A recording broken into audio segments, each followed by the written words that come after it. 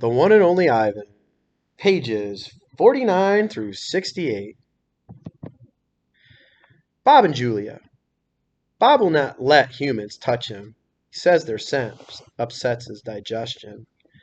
But every now and then, I see him sitting at Julia's feet. Her fingers move gently, just behind his right ear. Aw. Mac. Usually Mac leaves after the last show, but tonight he is in his office working late. When he's done, he stops by my domain and stares at me for a long time while he drinks from a brown bottle. George joins him, broom in hand, and Mac says the things he always says about that game last night.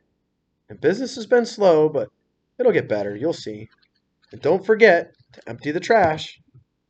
Mac glances over at a picture that Julia is drawing. What are you making? He asks. It's for my mom, Julia says. It's a flying dog. She holds up her drawing, eyeing it critically. She likes airplanes and dogs. Mac murmurs, sounding unconvinced. He looks at George. How's the wife doing anyway? About the same, George says. She has good days and bad days. Yeah, don't we all, Mac says. Mac starts to leave, then pauses. He reaches into his pocket, pulls out a crumpled green bill, and presses it into George's hand. Here, Mac says with a shrug. Buy the kids some more crayons. Mac is already out the door before George can yell, Thanks. Not sleepy. Stella, I say after Julia and her father go home, I can't sleep. Of course you can, she says. You're the king of sleepers. Shh, Bob says from his perch on my belly. I'm dreaming about chili fries. I'm tired, I say, but I'm not sleepy. What are you tired of? Stella asks. I think for a while. It's hard to put it into words. Gorillas are not complainers. We're dreamers, poets, and philosophers, and nap takers. I don't know exactly. I kick my tire swing. I think I may be a little tired of my domain. That's because it's a cage, Bob tells me. Bob is not always tactful. I know, Stella says. It's a very small domain. You are a very big gorilla, Bob adds. Stella, I ask. Yes. I notice you are limping more than you usually do today. Is your leg bothering you? Just a little, Stella answers. I sigh. Bob wrestles. His ears flick. He drools a bit, but I don't mind. I'm used to it. Try eating something, Stella says. That always makes you happy. I eat an old brown carrot. It doesn't help. But I don't tell Stella. She needs to sleep. You could try remembering a good day, Stella suggests. That's what I do when I can't sleep. Stella remembers every moment since she was born. Every scent, every sunset, every slight, every victory. You know, I can't remember much, I say. There's a difference, Stella says gently, between I can't remember and won't remember. That's true, I admit. Not remembering can be difficult, but I've had a lot of time to work on it. Memories are precious, Stella adds. They help us, or they tell us who we are. Try remembering all your keepers. You always liked Carl, the one with the harmonica. Carl, yes. I remember how he gave me a coconut when I was still a juvenile. It took me all day to open it. I try to recall other keepers I have known, the humans who cleaned my domain and prepared my food and sometimes kept me company.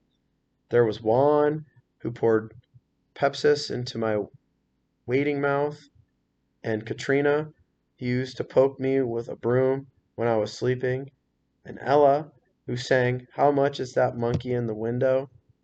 And with a sad smile, while she scrubbed my water bowl.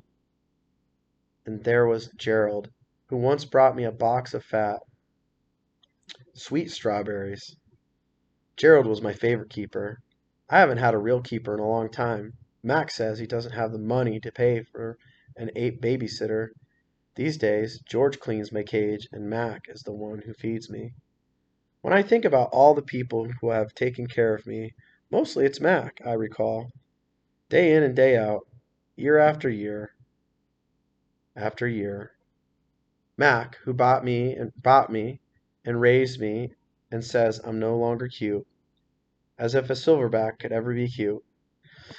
Moonlight falls on the frozen carousel, on the silent popcorn stand, and on the stall of the leather belts that smell like long gone cows.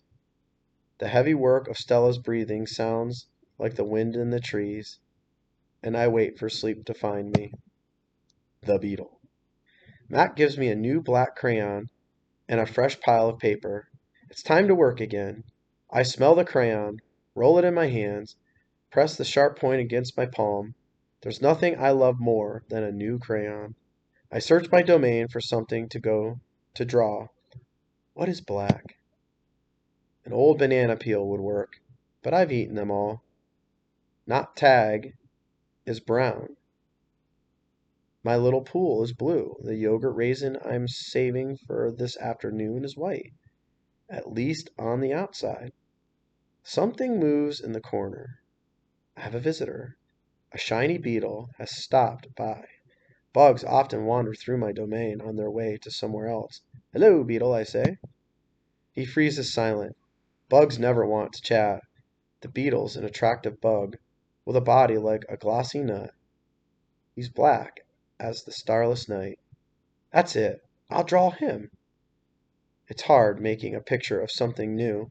I don't get a chance that often, but I try. I look at the beetle, who's being kind enough not to move.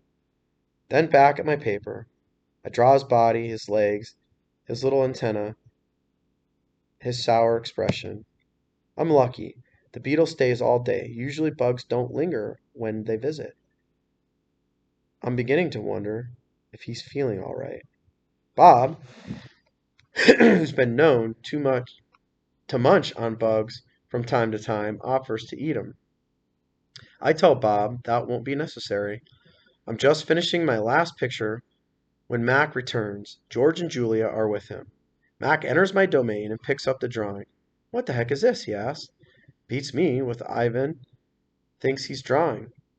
This is a picture of nothing. A big black nothing. Julia is standing just outside my domain. I can see it, she asks. Or can I see it, she asks. Mac holds up the picture up to my window. Julia tilts her head. She squeezes one eye shut, then opens her eye and scans my domain. I know, she exclaims. It's a beetle. See, the beetle over there by Ivan's pool? Man, I just sprayed this place for bugs. Mac walked over to the beetle and lifts his foot. Before Mac can stomp, the beetle skitters away, disappearing through the crack in the wall. Mac turns back to my drawings. So, you figure this is a beetle, huh? If you say so, kid. Oh, that's a beetle for sure, Julia says, smiling at me. I know a beetle when I see one. It's nice, I think, having a fellow artist around. Change. Stella is the first to notice the change. But soon we all feel it. A new animal is coming to Big Top Mall. How do we know this? Because we listen, we watch, and most of all, we sniff the air. Humans always smell odd when change is in the air, like rotten meat, with a hint of papaya. Guessing. Bob fears our new neighbor will be a giant cat with slitted eyes and a coiled tail. But Stella says a truck will arrive this afternoon carrying a baby elephant. How do you know? I ask. I sample the air, but all I smell is caramel corn. I love caramel corn. I can hear her, Stella says. She's crying for her mother. I listen. I hear the cars charging past. I hear the snore of the sun bears in their wire domain, but I don't hear any elephants. You're just hoping, I say. Stella closes her eyes. No, she says softly, not hoping, not at all. Jambo. My TV is off, so while we wait for the new neighbor, I ask Stella to tell us a story. Stella rubs her right foot against the wall. Her foot is swollen again, and ugly, deep red. If you're not feeling well, Stella, I say you could take a nap and tell us a story later. I'm fine, she says. and she carefully shifts her weight. Tell us the Jambo story, I say. It's the favorite of mine, but I don't think Bob has ever heard it, because she remembers everything. Stella knows many stories. I like colorful tales with black beginnings and stormy middles and cloudless blue sky endings, but any story will do. I'm not in a position to be picky. Once upon a time, Stella begins, there was a human boy. He was visiting a gorilla family at a place called a zoo. What's a zoo? Bob asked. He's a street smart dog, but there's much he hasn't seen.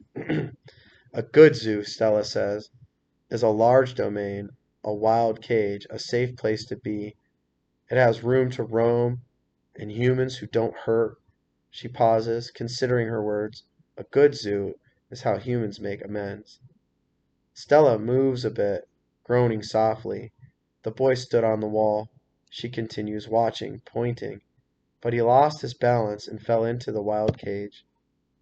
Humans are clumsy, I interrupt. If only they would knuckle walk, they wouldn't topple so often. Stella nods. A good point, Ivan. In any case, the boy lay in a motionless heap while the humans gasped and cried. The silverback, whose name was Jambo, examined the boy, as was his duty, while his troop watched from a safe distance. Jambo stroked the child gently. He smelled the boy's pain, and then he stood watch. When the boy awoke, his humans cried out, "Stay still, don't move," because they were certain, humans are always certain about things, that Jambo would crush the boy's life from him. The boy moaned. The crowd waited, hushed, expecting the worst. Jambo led his troop away. Men came down on ropes and whisked the child to waiting arms. Was the boy all right? Bob asked. He wasn't hurt, Stella says, although I wouldn't be surprised if his parents hugged him many times that night in between their scoldings. Bob, who has been chewing his tail, paused, tilting his head. Is that a true story? I always tell the truth, Stella replies, although I sometimes confuse the facts. Lucky.